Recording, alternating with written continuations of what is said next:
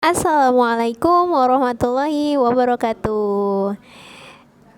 Bagaimana kabarnya siswa-siswi Miss?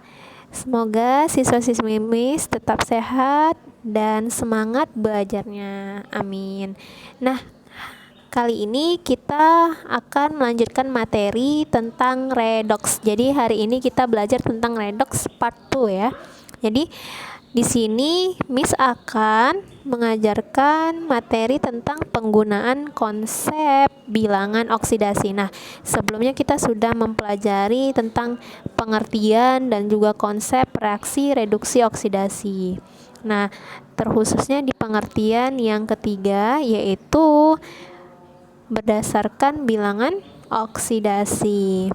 Nah, definisi reaksi redoks yang Miss jelaskan sebelumnya itu ada yang berdasarkan konsep bilangan oksidasi. Nah, biasanya ini lebih bisa diterima di beberapa buku atau di beberapa pelajaran kimia, pertemuan kimia. Nah, biasanya ini yang sering akan dibahas. Nah, dengan konsep bilangan oksidasi ya, kita akan lebih mudah membedakan reaksi redoks dan juga bukan redoks. Jadi ada reaksi redoks dan reaksi yang bukan redoks. Nah, ini akan kita pelajari pada pertemuan kali ini. Jadi pada reaksi redoks itu akan kita kenal reaksi autoredoks. Nah, siswa-siswi Miss, kita akan belajar yang namanya autoredoks. Oke. Nah, yang pertama yaitu kita akan mempelajari membedakan reaksi redoks dan bukan redoks. Nah, suatu reaksi redoks dapat kita bedakan dari reaksi bukan redoks. Bagaimana caranya, Miss? Ya, dengan melihat perubahan bilangan oksidasi pada unsur-unsur yang menyusun senyawa yang bereaksi. Sehingga jika terjadi kenaikan ya siswa-siswi Miss, kenaikan bilangan oksidasi, artinya unsur tersebut mengalami oksidasi ya dan bersifat reduktor. Jadi unsur yang mengalami oksidasi akan bersifat reduktor. Nah, sementara itu, jika terjadi penurunan bilangan oksidasi, ya, artinya unsur tersebut mengalami reduksi, ya, dan bersifat sebagai oksidator. Jadi unsur yang mengalami reduksi itu akan bersifat oksidator. Oke, nah tadi Miss sudah sampaikan kita akan membedakan reaksi redoks dan mana yang bukan redoks. Nah, di sini kita pelajari yang pertama yaitu mana sih reaksi redoks? Ya. Jadi contohnya di sini Miss gambarkan bahwa senyawa HCl ya. Jadi hasil dari reaksinya yaitu 2HCl. Nah, reaktannya reaksinya itu yaitu atom hidrogen dan klorir ya. Jadi di sini reaksi redoks yaitu di mana unsur unsur hidrogen H2 ini ya. H2 sebelumnya sudah Miss jelaskan ya bahwa H2 di sini adalah atom bebas atau unsur bebas. Jadi kalau unsur bebas biloxnya adalah 0 ya. Nah, di hasil reaksinya di HCl, hasil reaksinya kan 2HCl. Nah, di 2HCl di sini biloksi H ya, berdasarkan prioritas biloks yang Miss ajarkan sebelumnya, atom H ini adalah positif 1 sehingga unsur H mengalami kenaikan biloks dari 0 ke positif 1. Nah, sehingga dia beroksidasi ya. Nah, unsur Cl ya. Unsur Cl ini unsur bebas juga. Biloksnya adalah 0. itu mengalami penurunan. Kenapa, Miss? Karena di sini di hasil reaksinya Cl-nya itu biloxnya si Cl berdasarkan pelajaran sebelumnya itu adalah negatif 1 karena dia golongan 7A, cenderung membutuhkan elektron. Jadi si Cl ya mengalami penurunan bilox dari 0 menjadi negatif 1 atau biasa disebut dengan bereduksi. Artinya reaksi yang terjadi adalah reaksi redoks. Redoks itu kan kepanjangannya adalah reduksi oksidasi. Sehingga reaksi redoks itu, Miss, siswa-siswa Miss, adalah reaksi reduksi dan oksidasi. Oke, siswa-siswi Miss, kita lanjut ke reaksi bukan redoks. Gimana sih, Miss, reaksi bukan redoks itu? Nah, perhatikan ya, siswa-siswi Miss, di sini Miss berikan contoh CuO ya. Nah, di sini CuO ya menghasilkan CuO ditambah 2HCl menghasilkan CuCl2 ditambah H2O. Nah, kita lihat bahwa ya di sini yang ditanya itu CuO, senyawa CuO, karena si O adalah sudah diketahui ya berdasarkan prioritas bilox yang kemarin Miss ajarkan. Nah, di sini pada materi sebelumnya bilox O itu adalah negatif 2 ya, sehingga si Cu yang ditanya, jadi si negatif 2 ini karena kan si CuO itu adalah unsur senyawa. Maaf, si CuO ini adalah senyawa sehingga biloxnya adalah 0 ya. Jadi kita cari satu-satu. Nah, kebetulan prioritas bilox kemarin yang di materi sebelumnya, oksigen itu biloxnya negatif 2, sehingga kalau dipindahkan ruas ke sebelah kanan jadi positif 2 punya si Cu-nya. Nah, kita lihat di hasil reaksinya yaitu ada CuCl2. Nah, Cl2 itu kan dia Cl biloxnya adalah negatif 1. Negatif 1 dikali jumlah atomnya adalah 2. Sehingga negatif 1 kali 2 adalah negatif 2. Nah, dipindahkan ke ruas sebelah kanan, jadi si Cu adalah positif 2. Nah, kita lihat di sini tidak ada kenaikan bilox dari unsur-unsur yang terlibat dalam reaksi. Sehingga artinya reaksi yang terjadi adalah reaksi bukan redoks. Jadi bukan reaksi redoks ya. Oke, karena dia tetap positif 2 ke positif 2. Oke, kita lanjut ke contoh soal. Nah, di sini Miss sertakan contoh soal ya. Miss bacakan, di antara reaksi-reaksi berikut, manakah yang merupakan reaksi redoks dan bukan redoks? Nah, di sini ada yang A, N2 ditambah 3H2 menghasilkan 2NH3. Nah, yang B, AgNO3 ditambah HCl, asam klorida ya, menghasilkan AgCl ditambah HNO3 ya. Yang C, CaOH2 kali ditambah 2HCl menghasilkan CaCl2 ditambah 2H2O. Nah, yang D, Ni ditambah 2HCl menghasilkan NiCl2 ditambah H2. Nah, mari kita perhatikan bersama. Nah, penyelesaian. Nah, yang pertama ya, kita lihat N2 ditambah 3H2 ya, menghasilkan 2NH3.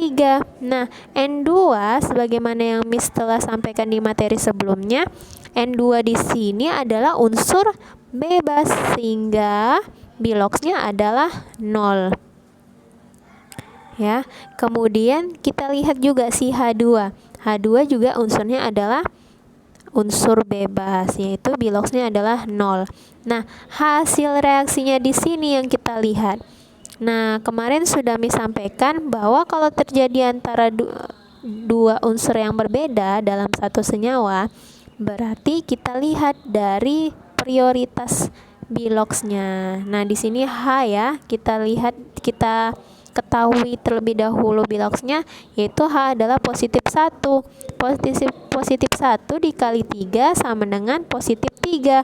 Nah, pindahkan ke ruas kanan, jadi biloxnya si N ini adalah negatif 3. Sehingga unsur N2 sebelah kiri ya menghasilkan unsur nitrogen dalam senyawa NH3, yaitu biloxnya negatif 3, sehingga dari 0 ke negatif 3 mengalami penurunan bilox, sehingga dia mengalami reduksi. Nah, sementara si H2 dari 0 ke positif 1, sehingga dia mengalami kenaikan bilox, sehingga dia mengalami oksidasi. Lanjut ke yang B. Yang B yaitu AgNO3 ditambah HCl menghasilkan AgCl ditambah HNO3. Nah, di sini kita perhatikan bersama si AgNO3 ya. Kalau AgNO3 yang dicari adalah Ag. Nah, menghasilkan AgCl. AgNO3 kita perhatikan bersama ya, si oksigen itu biloxnya negatif 2 dikali 3 sama dengan negatif 6 ya. Nah, oksigen biloxnya ya negatif 2 dikali jumlah atomnya 3, jadi negatif 2 kali 3 sama dengan negatif 6 ya di sini. Kemudian biloxnya nitrogen itu adalah positif 5. Jadi positif 5 punya si nitrogen ditambah negatif 6, jadi positif 5 dikurang 6 ya. Jadi hasilnya negatif 1. Dipindahkan ruas ke kanan, hasilnya adalah positif 1. Kemudian kita lihat si AgCl hasil reaksinya. Nah, Cl kan biloxnya adalah negatif 1.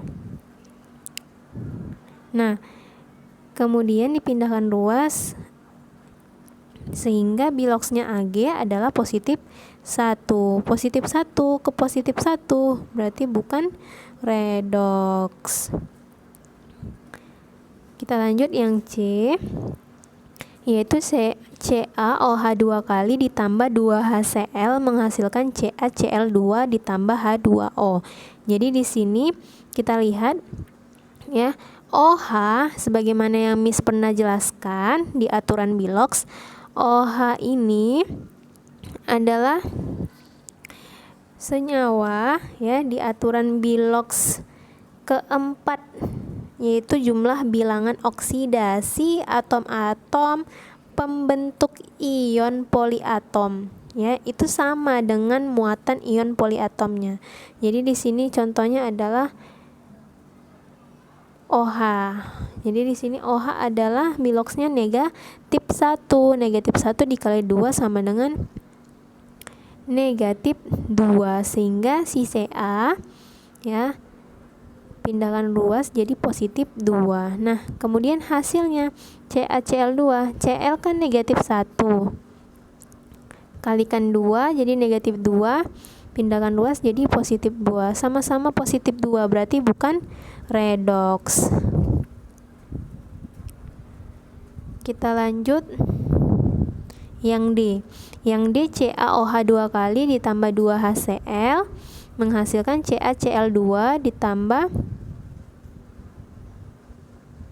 H2O. Maaf ya. Di sini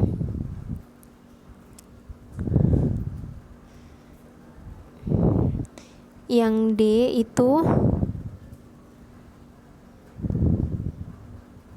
ya. Yang D itu Ni ditambah 2HCl ya. Jadi ini Ni. Ni ya. Di sini Miss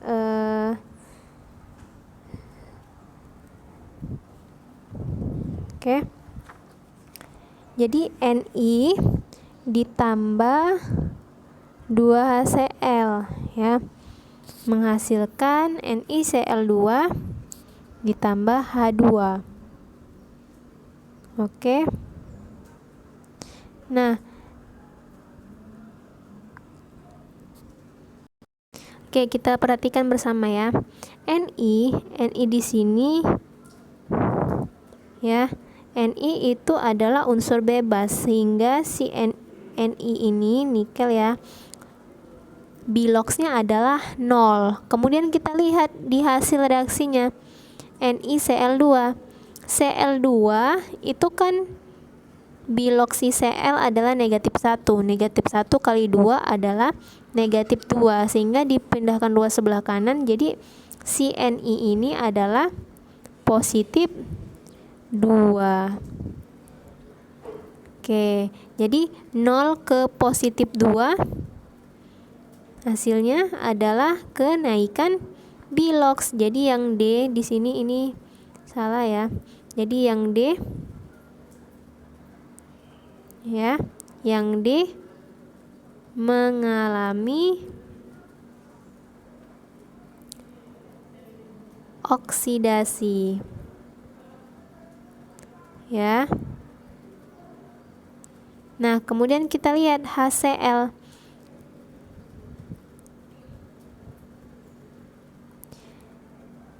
Kita lihat di sini si H. Nah, perhatikan ya, si HCl menghasilkan gas hidrogen si H2. H2 di sini itu merupakan unsur bebas sehingga biloxnya adalah 0. Sementara si HCl ya, Cl itu biloxnya negatif 1 sehingga si H itu positif 1. Jadi positif 1 ke 0 ya, mengalami penurunan bilox sehingga mengalami oksidasi dan reduksi ya. Jadi yang D ini mengalami merupakan reaksi redoks. Kita lanjut ke contoh soal yang berikutnya, yaitu nomor 2. Di sini Miss bacakan, diketahui reaksi redoks sebagai berikut. Jadi MnO2 ini reaksi redoks ya. MnO2 ditambah KClO3 ditambah KOH menghasilkan K2MnO4 ya, ditambah KCl ditambah H2O ya. Yang ditanya tentukan zat pengoksidasi dan pereduksi. Kemudian yang B, berapa perubahan bilox unsur pengoksidasinya. Oke, penyelesaian. Nah, di sini kita tentukan dulu mana dia yang mengalami reduksi, mana dia yang mengalami oksidasi. Nah, MnO2 kan kita lihat ke hasil reaksinya yaitu pada senyawa K2MnO4. Mari kita cari bersama biloxnya. Di sini MnO2 O2 ya, oksigen memiliki bilox negatif 2. Jadi negatif 2 kali 2 jadi negatif 4, pindahkan 2 jadi negatif positif 4. Nah, sebelah kanan K2MnO4, oksigen negatif 2 kali 4 negatif 8 ya. Negatif 8. Kemudian si K itu kan golongan 1, berarti positif 1 kali 2 jadi positif 2. Nah, positif 2 dikurang 8 sama dengan negatif 6, pindahkan 2 jadi positif 6. Nah, si Mn dari positif 6 ke dari positif 4 ke positif 6 menghasilkan reaksi oksidasi. Nah, kemudian kita lihat KClO3. Hasilnya KCl ya. Jadi di sini kita lihat O3 oksigen min 2 dikali 3 negatif 6. Negatif 6 sika ini positif 1, positif 1 ya sama negatif 6. Jadi positif 1 dikurang 6 sama dengan negatif 5, pindahkan 2 jadi positif 5. Nah, si KCl, si Cl-nya yaitu negatif 1. Dari positif 5 ke negatif 1 mengalami penurunan oksidasi, penurunan biloks sehingga mengalami reaksi reduksi. Nah, yang pertama yang A, tentukan zat pengoksidasi dan pereduksi. Maksud pengoksidasi di sini adalah oksidatornya. Nah, unsur yang bertindak sebagai oksidator adalah unsur yang mengalami reduksi. Nah, yang mengalami reduksi di sini yang mana? Kita lihat reaktannya, ya. Reaktannya itu KClO3 yang mengalami reduksi. Nah, sementara yang pereduksinya yaitu adalah zat yang bertindak sebagai reduktor. Nah, yaitu mengalami oksidasi. Yang mengalami oksidasi di sini lihat sebelah kiri, ya, reaktannya yaitu MnO2. Nah, yang B, berapa perubahan biloks unsur pengoksidasinya? Pengoksidasi ya, kita lihat berarti yang mengalami reduksi. Nah, unsur pengoksidasinya yaitu unsur yang mengalami reduksi adalah Cl, ya. Cl ya, kita lihat. Si Cl yang mengalami reduksi. Sementara biloks Cl itu turun dari positif 5 menjadi negatif 1. Oke, yang selanjutnya kita pelajari reaksi autoredoks. Ini topik kedua. Jadi di sini perhatikan, pada beberapa reaksi redoks, zat-zat yang bertindak sebagai oksidator dan reduktor merupakan zat yang sama. Ingat, sama ya zatnya. Jadi reaksi redoks seperti itu disebut reaksi autoredoks atau reaksi disproporsionasi. Jadi siswa-siswi jangan asing lagi ya mendengar kalimat reaksi disproporsionasi. Nah, itu merupakan bahasa istilah dari reaksi autoredoks. Contohnya pada reaksi yang Miss berikan di sini. Kita lihat bersama, di sini ada reaksi antara Cl2 ditambah 2OH negatif menghasilkan Cl negatif ditambah ClO negatif ditambah H2O. Nah, si Cl di sini mengalami reaksi oksidasi dan reduksi sekaligus, ya. Karena di sini tadi kan zat yang bertindak sebagai oksidator dan reduktor yang merupakan zat yang sama. Nah, kita lihat di sini si Cl2. Cl2 kan berarti dia memiliki biloks 0.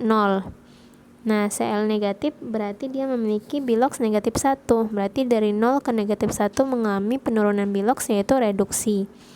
Sementara Cl2 ke ClO negatif itu mengalami kenaikan biloks dari 0 ke positif 2.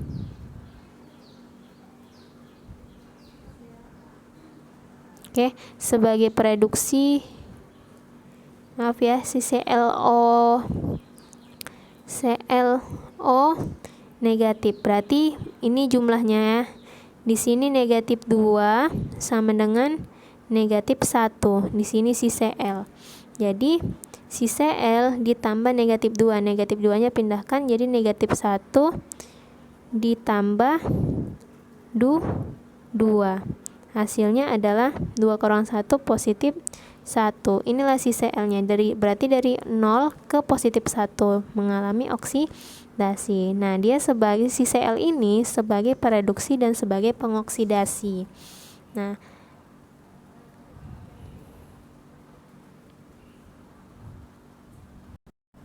oke, siswa-siswi kita masuk ke contoh soal. Nah, di mana di sini yang pertama, manakah reaksi berikut yang bukan merupakan reaksi autoredoks? Ingat, reaksi autoredoks bertindak sebagai oksidator dan reduktor. Oke. Kita lihat di yang pertama A, Cl2 ditambah 2 KOH menghasilkan KCl ditambah KClO ditambah H2O. Ya, yang B, 2 TiCl3 menghasilkan TiCl4 ditambah TiCl2. Kemudian yang C, Cu tambah 2H2SO4 menghasilkan CuSO4 ditambah SO2 tambah 2H2O. Yang D, Cu2O ditambah 2HCl menghasilkan Cu ditambah CuCl2 tambah H2O.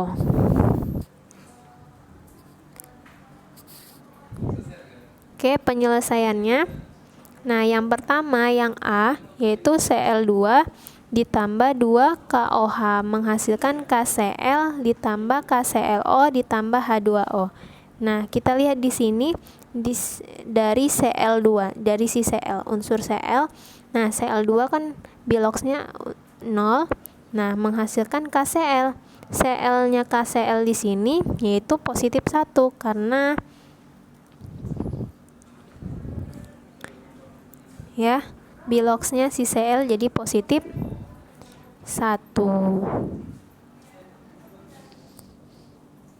Oke, Miss ralat ya. Di sini ada terjadi kesalahan. Jadi di sini si KCl-nya yang ini ya, K kan dia biloxnya positif 1 karena dia merupakan golongan 1A. Nah, dipindahkan ruas untuk mencari biloxnya Cl. Jadi si Cl di sini bukan positif 1 ya. Nah, tapi negatif 1. Oke, negatif 1 sehingga di sini bukan mengalami oksidasi, tapi reduksi. Ya, reduksi. Nah, sementara si Cl2 ya menghasilkan KClO dari 0 ke positif 1, berarti mengalami penaikan bilangan oksidasi. Nah, bukan reduksi tapi oksidasi. Oke. Nah, si Cl2 ini merupakan autoredox atau sama dengan disproporsionasi. Yang B, 2 TiCl3 menghasilkan TiCl4 ditambah TiCl2. Nah, kita lihat bersama di sini si Ti yang kita cari. Kita lihat Cl itu biloxnya adalah negatif 1 kali 3 negatif 3. Nah, dipindahkan ruas ke kanan, hasilnya positif 3 untuk si Ti biloxnya. Kemudian kita lihat hasilnya TiCl4.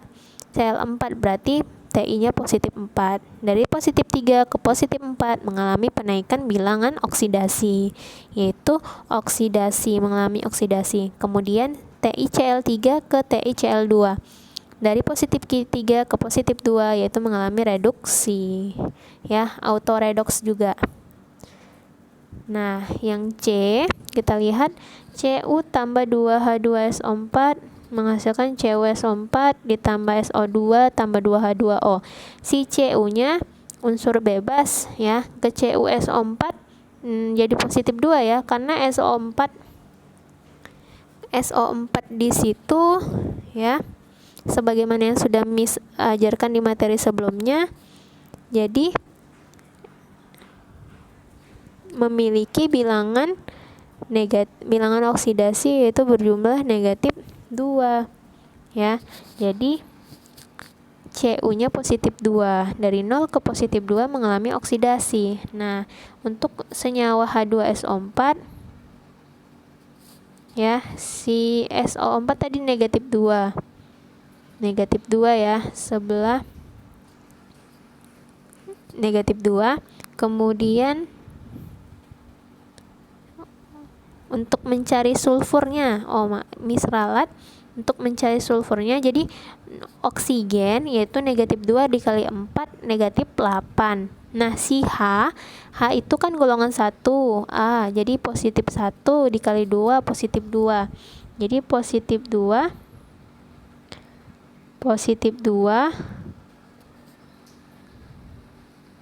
punya si H, kemudian negatif 8 punya si oksigen. Jadi 2 kurang 8 adalah negatif 6. Pindahkan ruas, jadi sulfurnya bilangan oksidasinya adalah positif 6. Kemudian kita lihat SO2 ya, O negatif 2 kali 2 menjadi negatif 4, pindahkan ruas jadi positif 4. Dari positif 4 ke positif 6 mengalami reduksi. Jadi di sini bukan satu zat yang mengalami reduksi dan oksidasi, tapi di sini lebih dari satu zat. Sehingga ini bukan merupakan reaksi auto redox. Kita lihat yang D. Ya, yang D. Nah, di sini yang D kita lihat bersama, Cu-nya itu dari positif 1 ke 0 mengalami reduksi, Cu juga mengalami oksidasi sehingga dia merupakan auto redox. Nah, jawabannya adalah yang bukan merupakan reaksi auto redox adalah yang C. Oke, siswa-siswi Miss, sampai di sini paham? Oke. Nah, terima kasih sampai di sini materi kita pada hari ini. Ya, selamat Ananda telah menyelesaikan materi. Semoga apa yang kita pelajari pada hari ini dapat kita pahami bersama dan dapat kita kerjakan di soal-soal maupun di soal ujian ataupun soal-soal yang bakalan kita kerjakan nantinya sebagai evaluasi. Oke, siswa-siswi Miss, terima kasih. And the last I say to you all, Assalamualaikum warahmatullahi wabarakatuh.